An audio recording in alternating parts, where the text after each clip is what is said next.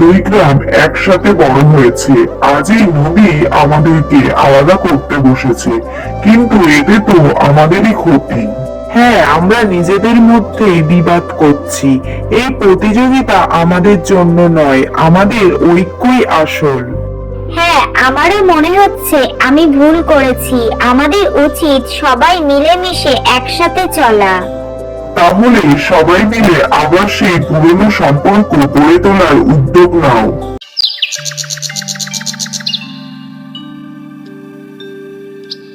আজ থেকে আমরা এক হব, এই নদী আমাদের দুই গ্রামের মাঝখানে থাকবে না। আজ থেকে এই নদী আমাদের জন্য কেবল পার নয়, আমাদের বন্ধনের প্রতীক হবে। পর থেকে নদীর কারণে দুই গ্রামের মানুষের মধ্যে আর কোনো বিভেদ রইল না।